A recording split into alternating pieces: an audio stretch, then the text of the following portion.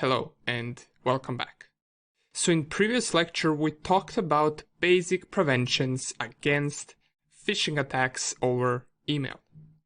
Now let's talk about a little bit more detailed prevention and how we can actually approach the phishing attacks from a cybersecurity perspective.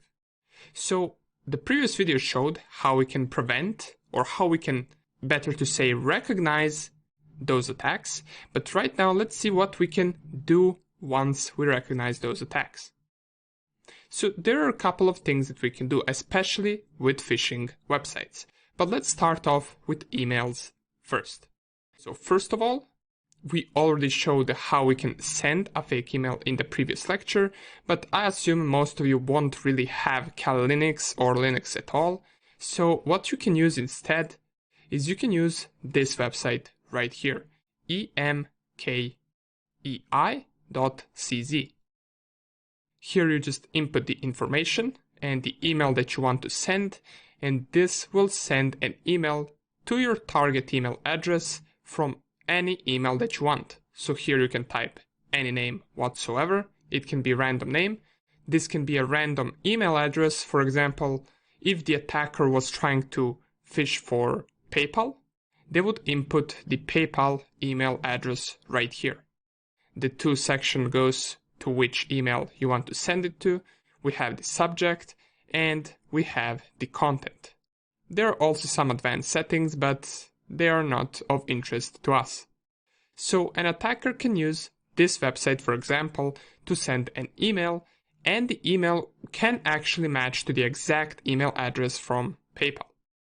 You can give it a try, type in something right here and send to your email address. Now, the thing about this is that in many cases, this will finish in the spam folder. Now, sometimes it won't, but in many cases, it will finish in spam folder. So if you do not see it, just go to your spam folder on your email account and you should see the email that you sent to yourself. There you can inspect the details, see from who you got this email, and the information should match with the information that you specified right here.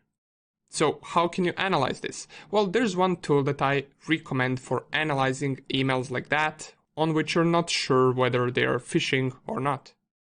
You can use this tool right here, Message Header Analyzer. Just copy the headers of your email, which you should find simply by right-clicking on your email and copying headers, and paste them right here. This tool will analyze those headers and you will be able to see from where exactly was that email sent, and whether it was truly sent from PayPal servers or from somewhere else. Now here's a little task. Try to find this website in the headers of your email. If you do manage to find it, that will be a really good indication that what you got was a fake email and that you should not input any details whatsoever. So I recommend using this tool, and if you want to test it out with a fake email, you can send it with this website right here.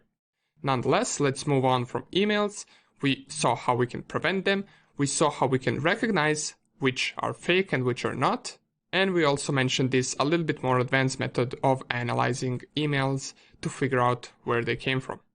Now let's move on to the websites. Now before I talk about how you can recognize a phishing website, I recommend you watch this video. It explains why antiviruses can sometimes be really good in prevention against phishing. So in this particular video, it's only 2 minutes long, it's by Kaspersky, which is a famous antivirus vendor, and it explains how their antivirus software can prevent a phishing attack. Or it pretty much demonstrates how it does it. And that would lead us to the first thing. A good antivirus will most likely be able to catch a phishing attack, even if you don't. So having a good antivirus is number one thing to do in case you're afraid of being a target of a phishing attack. But we will talk more about antiviruses later in the course. For now on, let's talk about how we can manually check whether a site is phishing or not. So what I have right here is the official PayPal website. So this is not a fake PayPal. And we can see that by checking out the domain name. This leads us to our first thing in prevention against phishing, if you're manually checking the website, always first check the domain that you are logging into. If it has one different letter, or if it has more letters than it should have, or if it completely spells something else, then it's 99% a phishing attack. For example, if there was a site PayPal with 2 L's at the end.com, you might not be able to notice it if you don't check out the domain, and you would type in your details, but that would be a phishing URL. Another thing to keep an eye on, which we most likely covered before, is to check whether the site is HTTPS or HTTP. Now, usually phishing sites will be HTTP, but this is not a must. Sometimes you will have phishing websites that are also running HTTPS and that have this lock right here. The third thing is same with the email. Double check for any errors on the page. It could be spelling errors, it could be logo errors, it could pretty much be anything that might give away that this is a phishing page. And for more advanced people, you can analyze websites with a tool called burpsuit. Now this is the burpsuit window. This is a pretty large tool, so we will not be explaining it. If you're interested in how to analyze websites and how to use this tool, I actually cover that in details in the website penetration testing course. But you can have a look at this tool and use it in order to analyze websites in more details. You will have to set it up with your Firefox. It takes a couple of options to do that, and then you can intercept requests and look at their responses, as well as the HTML code and the request and response headers. And why would you want to analyze a phishing website? Well, perhaps you want to poke around and figure out whether the phishing website was set up correctly. Sometimes we also want to catch who is phishing us. And in many cases, phishing websites might be set up incorrectly. They might have some additional files in the web server directory that should not be accessed with. They might even leak the source code of their phishing page, which might lead us back straight to them, and we can figure out where are all of these informations that we input being sent to. Now keep in mind that these websites that usually phish for information such as passwords sometimes block certain IP addresses that usually belong to security vendors in order to not be discovered or taken down. That is usually what allows them to stay up that long, and that is usually also what allows them to not get recognized so easily by some antivirus softwares and security vendors. So let's recap real quick. If you want to analyze an email address, you can send a fake one using this website. You can analyze the headers with this website. And if you want to analyze a phishing page, or you want to figure out whether that page indeed is a phishing page, first thing, check domain. Second thing, check whether it's HTTP or HTTPS. The bigger websites will always be HTTPS no matter what.